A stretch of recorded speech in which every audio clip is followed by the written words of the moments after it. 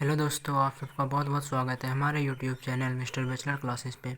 दोस्तों, आज हम लोग क्लास 10th का यूक्लिड डिवीज़न एल्गोरिथ्म पे बेस्ड एक्सरसाइज यानी क्लास 10th का प्रश्नावली 1.1 सॉल्व करने वाले हैं। तो देखते हैं सबसे पहला क्वेश्चन क्या है।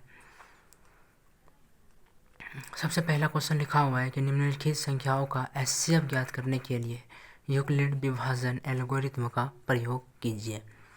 तो हमारा इसमें पहला सवाल आता है 135 और 225 का हमें एचसीएफ निकालना है यूक्लिड विभाजन एल्गोरिथ्म से। तो हम लोग इसको सॉल्व करते हैं एक नंबर को कि 135 और 225 को यूक्लिड विभाजन एल्गोरिथ्म से इसका एचसीएफ निकालना है।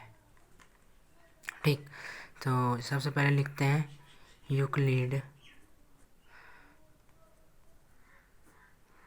विभाजन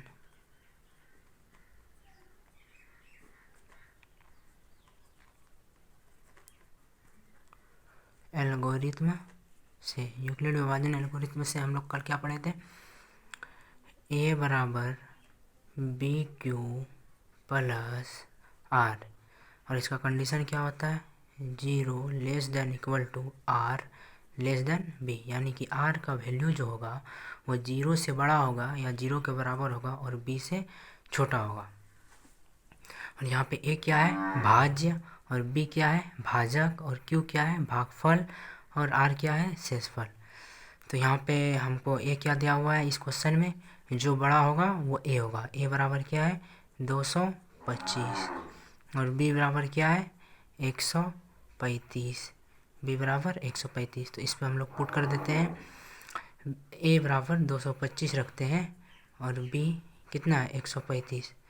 तो हम लोग इसमें इसको किससे मल्टीप्लाई करें कि 225 आ जाए, या इससे थोड़ा बहुत कम रहे, लेकिन इससे ज़्यादा नहीं होना चाहिए। तो हम लोग रफ में कर लेते हैं।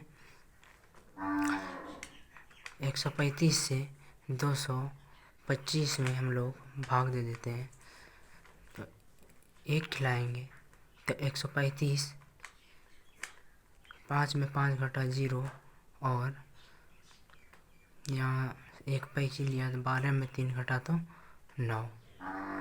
ठीक, अब 90 से भाग देंगे यहाँ 135 में। कितना खाया? 9 एका 90, यानी कि 90। 90 का 90, कितना बचा? 45। अब इस 45 से इसमें भाग देंगे 90 में, यानी कितना हुआ? 45 दूनी 90, यानी कि 0 आ गया। ठीक, तो अब यहाँ पे लिखते हैं, यानी कि 135 में 1 से मल्टीप्लाई किए तो 135 ही रहा, और 2 से मल्टीप्लाई करते तो यानी कि 270 हो जाता, इससे ज़्यादा हो जाता। तो 135 से इसमें मल्टीप्लाई किए तो इसमें कितना ऐड करना पड़ेगा? 90। अब इस 135 को यहाँ पे ले आए, इस 135 को यहाँ पे ले आए, और इस 90 को खींच के यहाँ पे ले आए। अब इस 90 से जब तक शेषफल 0 नहीं हो जाए तब तक हम लोगों को रुकना नहीं है। तो 90 से अब फिर 1 से मल्टीप्लाई किए तो 90 हुआ, और यहाँ पे 45 बच गया। और फिर इस 90 को यहाँ ले आए और इस 45 को यहाँ ले आए। तो अब 45 को किससे मल्टीप्लाई करें कि 90 आ जाए, यानी कि 45 को 2 से मल्टीप्लाई किए तो 90 आ गया, और अब की बार r 0 हो गया, यानी कि शेषफल जब 0 हो गया तब हम लोगों का एचसीएफ क्या होता है? एचसीएफ b हो जाता है, यानी कि r बराबर 0, इसलिए एचसीएफ ऑफ 135 कोमा 225 बराबर कितना आ गया? 45। यही हम लोगों का एचसीएफ हो गया। ठीक, अब हम लोग दूसरा क्वेश्चन सॉल्व करते हैं। दूसरा क्वेश्चन क्या है? 196 और 38 220, यानी कि इसमें से ए क्या हो गया? जो बड़ा रहेगा वो ए हो जाएगा, यानी कि 38,220 क्या हो गया? ए। और बी बराबर कितना हो गया? 196। ठीक, बी बराबर 196 हो गया। अब हम लोग अब हम लोग यूक्लिड विभाजन एल्गोरिथम से चलते हैं। यूक्लिड विभाजन एल्गोरिथम से, यूक्लिड विभाजन एल्गोरिथम से, यूक्लिड विभाजन एल्गोरिथम से क्या क्या कहता है कि ए बराबर जो होगा वो बी क्यू प्लस आर के इक्वल होगा, और इसका कंडीशन क्या है, 0 से बड़ा होगा या 0 के बराबर होगा आर, और बी से छोटा होगा। ठीक, तो हम लोगों के पास यहाँ ए क्या है 38,220 और बी क्या है 196। अब इसमें हम लोग किससे मल्टीप्लाई करें कि 38,220 आ जाए। हम लोग इसमें 195 से मल्टीप्लाई करेंगे तो 38,220 आ जाता है, और रिमाइंडर यानी कि शेषफल 0 हो जाता है। तो पहली बार में यानी कि शेषफल 0 हो गया, तो एचसीएफ ऑफ क्या हुआ, एचसीएफ क्या निकल गया, एचसीएफ ऑफ 196 कोमा 38,220 का एचसीएफ क्या आ गया 196, यही एचसीएफ आ गया। अभी इस एक नंबर का हम लोग तीसरा क्वेश्चन देखते हैं। तो तीसरा क्वेश्चन क्या है, 867 और 255 का हमें एचसीएफ निकालना है। ठीक, इसमें बड़ा कौन है 867 ये हो गया, और बी बराबर क्या हो गया 255। ठीक, तो अब हम लोग लिखते हैं ए बराबर बी क्यू प्लस आर, और इसका कंडीशन क्या है 0 less than equal to r less than b. ये कहाँ से, यूक्लिड विभाजन एल्गोरिथम से, यूक्लिड विभाजन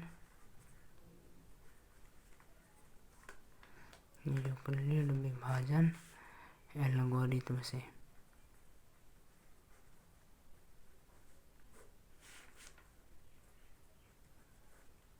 यूक्लिड विभाजन एल्गोरिथम से।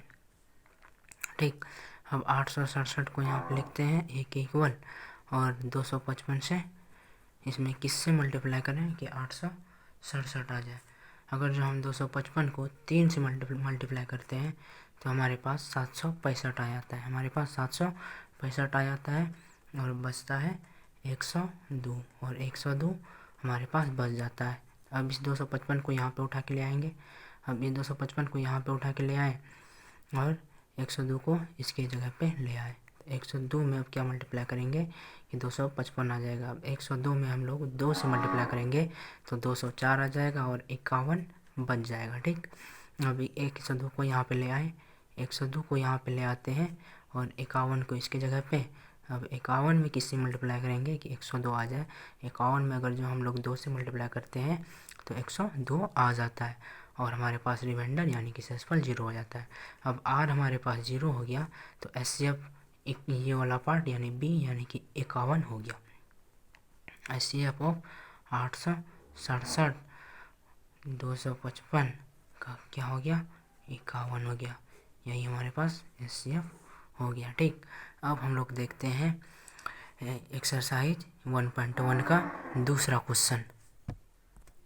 दूसरा क्वेश्चन क्या है कि दूसरा क्वेश्चन कहता है कि दर्शाइए कि कोई धनात्मक विषम पूर्णांक 6q+1 या 6q+3 या 6+5 के रूप का होता है जहाँ q कोई पूर्णांक है। तो इस तरह के क्वेश्चन को हम लोग किस तरह सॉल्व करते हैं तो देखते हैं। सबसे पहले हम लोगों को लिखना है मान लेते हैं हम लोग सबसे पहले माना कि कोई धनात्मक पूर्णांक ए है और बी बराबर 6। यहाँ पे बी जितना रहेगा ना बी उतना ही मानना पड़ेगा, उतना ही हम लोग मानेंगे। यहाँ सब में बी क्या है कॉमन है 6q यानी कि q का कोफिशिएंट बी होता है। ठीक, तो बी हम लोग 6 मान लिए। ठीक, माना कि कोई धनात्मक पूर्णांक ए है और बी बराबर 6 है, तो यूक्लिड। तो अब हम लोग चलते हैं, तो यूक्लिड विभाजन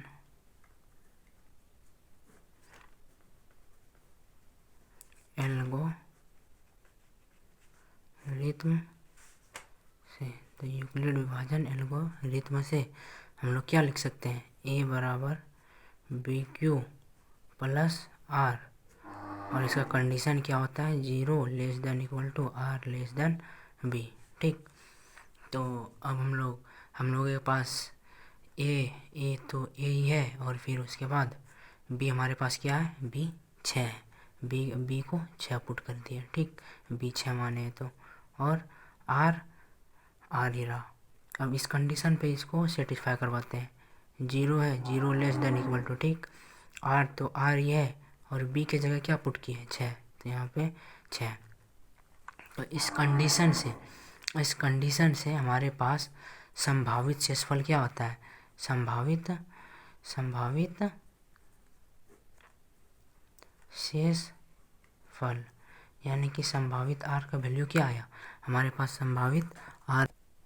संभावित आर का वैल्यू क्या आया यहाँ से, यानी कि 0 से बड़ा होना चाहिए या 0 के इक्वल भी होना चाहिए। तो सबसे पहले 0 आ गया, फिर उसके बाद क्या आया, 0 से बड़ा होगा तो 1 आएगा, 2 आएगा, 3 आएगा, 4 आएगा, और 5 आएगा।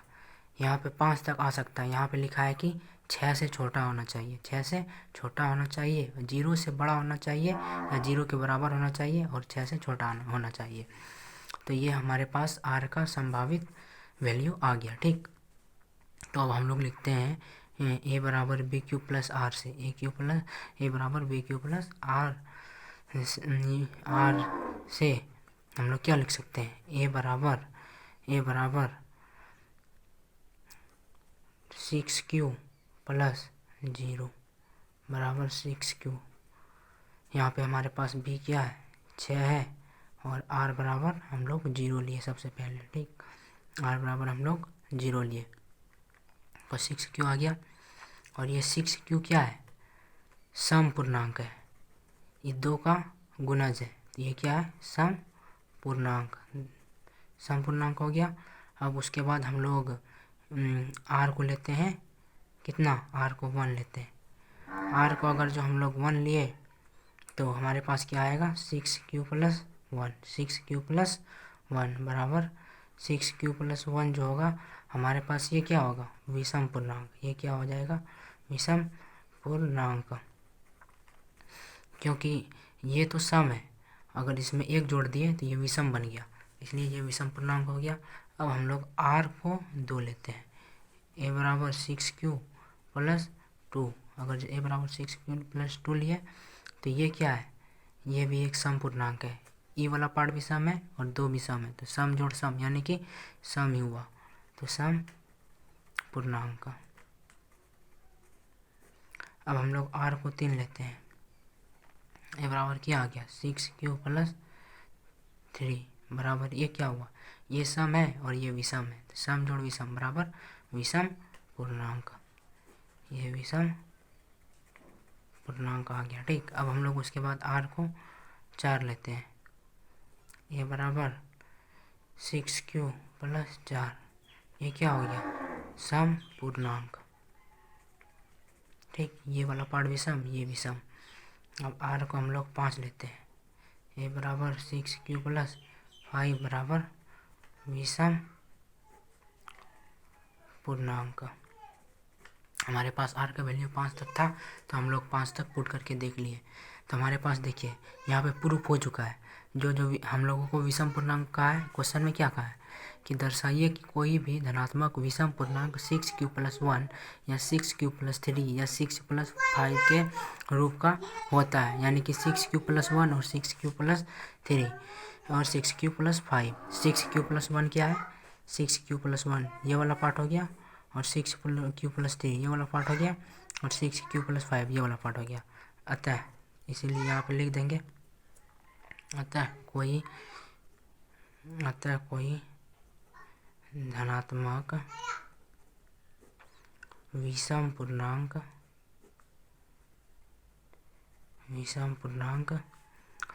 6Q प्लस 1 या 6Q प्लस 3 या 6Q प्लस 5 के रूप का होता है।